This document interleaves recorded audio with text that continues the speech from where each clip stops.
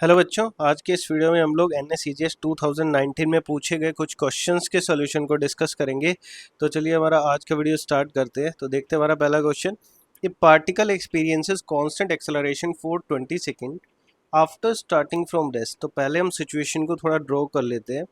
एक पार्टिकल जो रेस्ट से स्टार्ट किया, इट मीन्स यू जो है वो कितना हो जाएगा 0 मीटर पर सेकेंड।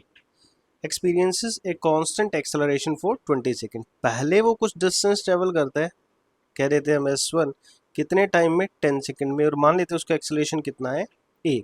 बचा हुआ डिस्टेंस वो ट्रेवल करेगा, लेट अस से S2 10 सेकेंड में एक्सेलरेशन कितना रहेगा a, क्योंकि एक्सेलरेशन कांस्टेंट है।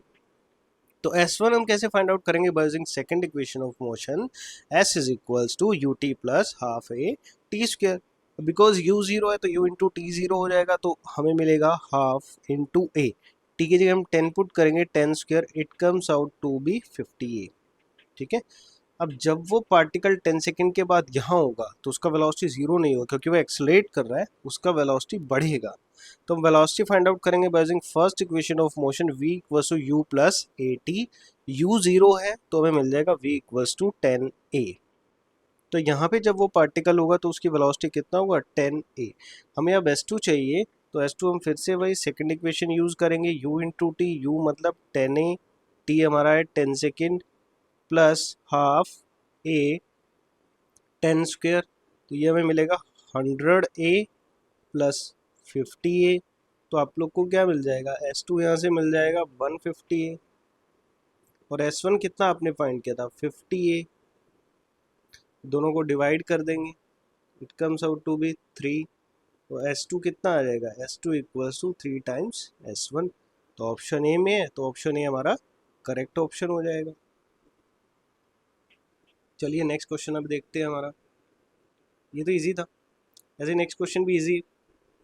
चलिए, at any instant of time, total energy E of a simple pendulum is equals to the sum of its kinetic energy, that is half mv square, and potential energy half kx square। तो पहले हम statement लिख लेते हैं। Total energy equals to kinetic energy plus potential energy. m mass है, v velocity है, x displacement of the bob है, k constant है for the pendulum. Amplitude of oscillation हमें कितना गिवन है? That means the value of x is 10 centimetre, और जब metre में कन्वर्ट करेंगे तो हमें मिलेगा 1/10 मीटर। ठीक है। तो ये हमें x गिवन है, k क्या है? कांस्टेंट फॉर पेंडुलम, और k का वैल्यू हमें फाइंड आउट करना है। एम्पलीट्यूड ऑफ ऑसिलेशन हमने लिख लिया, ठीक है। टोटल एनर्जी में कितना गिवन है, यानी कि वैल्यू ऑफ ई हमें गिवन है 4 मिली जूल, और जब इसको जूल में कन्वर्ट करेंगे तो ये हो जाएगा 4 इंटू 10⁻³ जूल्स। क्लियर। और एक्सट्रीम पोजीशन पे काइनेटिक एनर्जी कितना हो जाएगा? 0। तो m और v की तो हमें ज़रूरत ही नहीं है, तो e का वैल्यू पुट करेंगे 4 into 10⁻³ equals to half into k into x का वैल्यू हो जाएगा बच्चा 1/10 स्क्वेयर। तो k आ जाएगा यहाँ से 8 इंटू 10⁻³ इंटू 10⁻²। तो k आप लोग को मिलेगा 0.8 न्यूटन पर मीटर। या तो ऐसे लिख सकते हैं, या फिर हम ऐसे लिख सकते हैं k equals to 0.8 n m-1। तो ये आपका आ जाएगा ऑप्शन बी। ऑप्शन बी हमारा करेक्ट ऑप्शन हो जाएगा। ठीक है। चलिए नेक्स्ट क्वेश्चन पढ़ते हैं। बहुत इजी है, डायरेक्ट क्वेश्चन है, ये आप इजीली आंसर कर सकते हैं, शायद मेरी हेल्प की भी ज़रूरत नहीं है। Apples dropping from apple trees were observed by many people before Newton, but why they fall was explained by Isaac Newton postulating the law of universal gravitation. Which of the following statements best describes the situation? Option नहीं है, the force of gravity acts only on the apple, गलत बात है। The apple is attracted towards the surface of the earth, वो तो होगा ही। Option C है, both earth and Apple experiences the same force of attraction towards each other, तो option सी हमारा सही ऑप्शन हो जाएगा। ये डायरेक्ट क्वेश्चन है, इसमें कोई कंफ्यूजन नहीं होना चाहिए। ये क्वेश्चन हमारा नेक्स्ट जो है वो इम्पोर्टेंट है। यहाँ हमने एक बॉडी पे फोर्स अप्लाई किया जिसका मास 6 kg है, वो रेस्ट पे है। अब रेस्ट का मतलब हो गया u हमारा 0 मीटर पर सेकेंड, मास कितना है बॉडी का 6 kg है। ठीक है। पूछा क्या जा रहा है पूछा जा रहा है स्पीड ऑफ द बॉडी बताओ at x equals to 5 metre and 6 metre. तो यहाँ ना आपको एक बात याद रखनी पड़ेगी, क्योंकि क्लास 8-9 का बच्चे ये चीज़ें शायद नहीं जानते, तो मैं बता देता हूँ। Area under force displacement graph हमें वर्क डन देगा, तो हम एरिया फाइंड आउट करेंगे। देखिए 5 एक्स इक्वल्स टू 5 मीटर पे फोर्स का वैल्यू 0 हो जाएगा। ठीक है, तो एरिया अंडर द ग्राफ हमें ये मिलेगा। ठीक है, तो एरिया अंडर द ग्राफ क्या हो जाएगा हमारा, हाफ। ट्रायंगल के लिए तो हम यूज़ करेंगे half into base 4 into height 4, plus rectangle के लिए क्या यूज़ करेंगे 1 into 4 equals to change in kinetic energy half m v square. Because u zero है तो इनिशियल काइनेटिक एनर्जी जीरो हो जाएगा। वर्क एनर्जी थ्योरम हम लगा देंगे। 2 2 जा 4, 8 + 4 12 हो जाएगा इक्वल्स टू एम का वैल्यू हम 6 पुट करेंगे बेटा। एम हमें 6 kg गिवन है, तो 6/2 हमारा आ जाएगा 3 वी स्क्वायर। यहाँ से वी स्क्वायर आ जाएगा आपका 4, तो वी आ जाएगा 2 metre per second.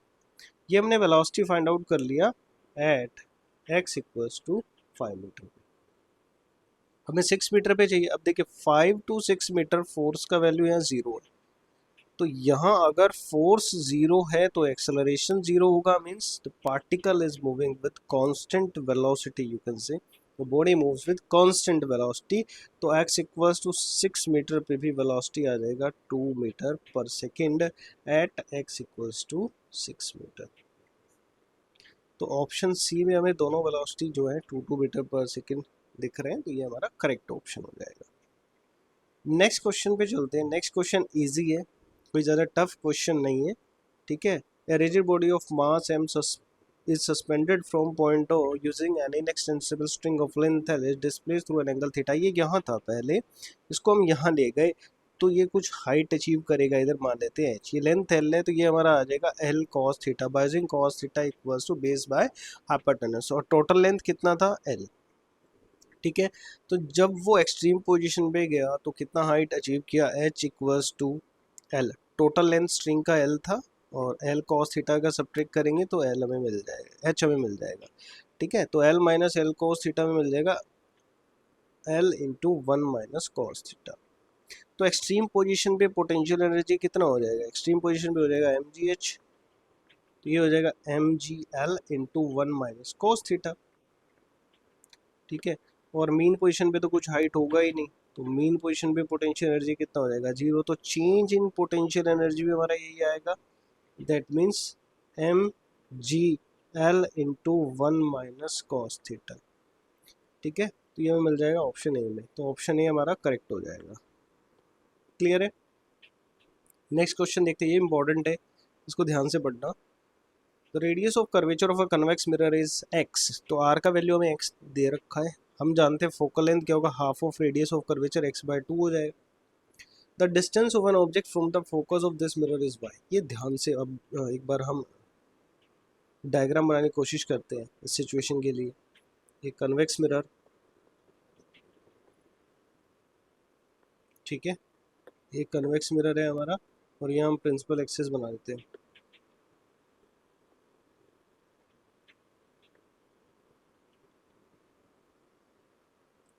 Principal axis बना देते हैं। ये हमारा हो गया फोकस, ये हम कह देते हैं सेंटर ऑफ कर्वेचर, ये हमारा है पॉइंट। ऑब्जेक्ट कहीं यहाँ रखा है। ठीक है, तो ये क्या कहता है कि ऑब्जेक्ट और फोकस की दूरी जो है ना, ये y है, और ये हम फाइंड आउट कर ही चुके, ये हमारा x/2। तो ऑब्जेक्ट डिस्टेंस कितना हो जाएगा, ऑब्जेक्ट डिस्टेंस को u से लिखते हैं, तो that will be y minus x/2। Mirror formula आप लगाएंगे 1/f equals to 1/v plus 1/u। तो f के लिए लिखेंगे हम लोग यहाँ x/2, तो 1/f हो जाएगा 2/x इक्वल्स टू 1/v। जब हम प्रॉपर साइन कन्वेंशन यूज करेंगे तो u नेगेटिव हो जाएगा, तो 1/y माइनस x/2। ये हो जाएगा 2/x equals to 1/v। LCM लेंगे 2 ये हो जाएगा 2y माइनस x। तो यहाँ से 1/v आप लोग फाइंड कर सकते हैं 2/x plus 2/2y minus x। ठीक है, ये डाटा मुझे रिक्वायरमेंट नहीं है, तो मैं इसको इरेज कर देता हूँ ताकि थोड़ा सा मुझे स्पेस मिल जाए। ठीक है, तो हम लोग इस क्वेश्चन को जब हम डायग्राम बना लेते हैं ना, तो क्वेश्चन को थोड़ा सा सॉल्व करना हमारे लिए इजी हो जाता है। ठीक है, तो 1/v इक्वल्स टू एलसीएम हमें मिलेगा क्या, x into 2y minus x. ये हो जाएगा 2 इंटू 2y हो जाएगा बेटा हमारे पास 4y minus 2x plus 2x। तो ये 2x से 2x कैंसिल आउट होगा, तो यहाँ से हम लोग v इजीली लिख सकते हैं, कितना हो जाएगा 2xy minus x square divided by 4y। जब हम रे डायग्राम थोड़ा सा रिवाइंड करते हैं तो हमें पता चलता है कि ये जो इमेज बनेगा वो यहाँ का ही बनेगा, ठीक है। और v जो है that is distance of image from pole. लेकिन हमसे पूछा जा रहा है इमेज की फोकस से दूरी कितनी है, तो उसके लिए हम क्या करेंगे, चलिए देखते हैं। तो d equals to x by 2 में से हम v के वैल्यू को सब्ट्रैक्ट कर देंगे तो हमें रिक्वायर्ड रिजल्ट मिल जाएगा 4y। एलसीएम आ जाएगा बेटा 8y, ठीक है। तो यहाँ से कितना मिलेगा 4xy माइनस 4xy, बाहर नेगेटिव साइन है तो अंदर के साइन पलटी मारेंगे, ये हो जाएगा 2x स्क्वायर, ये कैंसिल आउट हो जाएगा। तो यहाँ से आपको इजीली d मिल जाएगा 2x स्क्वायर बाई 8y। तो ये हो जाएगा x स्क्वायर बाय 4y। तो ये आपको बेटा मिल जाएगा ऑप्शन सी में। तो ऑप्शन सी जो है वो हमारा करेक्ट ऑप्शन हो जाएगा, ठीक है। नेक्स्ट क्वेश्चन पे चलते हैं, ये इजी है, बहुत इजी है। A physics teacher and his family are traveling in a car on a highway during a severe lightning storm. Choose the correct option। तो देखिए पहला ऑप्शन क्या है, safest place will be inside the car as the charges due to lightning tend to remain on the metal sheet or skin of the vehicle if struck by lightning। बिल्कुल सही बात है, Faraday cage बन जाएगा कि जो physics teacher उसकी family car के अंदर रहेंगे तो सेफ रहेंगे, क्योंकि चार्ज जो है वो मेटल बॉडी पे रह जाएगा, अंदर उनको कोई फर्क नहीं पड़ेगा, ठीक है। चलते हैं हम लोग नेक्स्ट क्वेश्चन पे। तो मे बी ये हमारा आज का लास्ट क्वेश्चन है। तो ये बहुत इजी है, थोड़ा सा समझ के चलेंगे तो इजीली आंसर कर लेंगे। Consider the motion of a small spherical steel body of mass m. हमारे पास एक स्मॉल स्फेरिकल स्टील बॉडी है जिसका मास कितना है, m है। आप लोग जानते हैं इसका वेट होगा वर्टिकली डाउनवर्ड, जिसे एक्सेलरेट करवाएगा इन डाउनवर्ड डायरेक्शन, ठीक है। अब ये जो है फ्रीली फॉल कर रहा है through a long column of a fluid, ठीक है। अब फ्लूइड क्या करेगा, इस पे एक अपोजिंग फोर्स लगाएगा, that force is directly proportional to its speed. तो माने थे वो एफ वी से हम लिख लेते हैं, that is directly proportional to its speed. बेंसी भी रहेगा अपवर्ड डायरेक्शन में। तो ये कहता है इसका वेलोसिटी जो है आफ्टर सम टाइम वो कांस्टेंट हो जाता है, उस वेलोसिटी को हम लोग टर्मिनल वेलोसिटी बोलते हैं। जब वेलोसिटी कांस्टेंट होगा तो acceleration zero means net force zero. Net force zero होने का मतलब total upward force equals to downward force, तो बनेगा f v plus f b is equals to m g. तो ये मिल जाएगा ऑप्शन सी में। तो ऑप्शन सी हमारा करेक्ट ऑप्शन हो जाएगा, ठीक है बेटा। तो आज के वीडियो में बस इतना ही, बाकी हम डिस्कस करेंगे नेक्स्ट वीडियो में। तो तब तक के लिए चैनल को सब्सक्राइब कर लीजिए। वीडियो को अच्छे से एक एक बात समझ के जब आप नोट करेंगे अपनी नोटबुक में वीडियो को देखते हुए, तो आपको बेटर अंडरस्टैंडिंग मिलेगा कंसेप्ट का, ठीक है बेटा। तो मिलते हैं नेक्स्ट वीडियो में।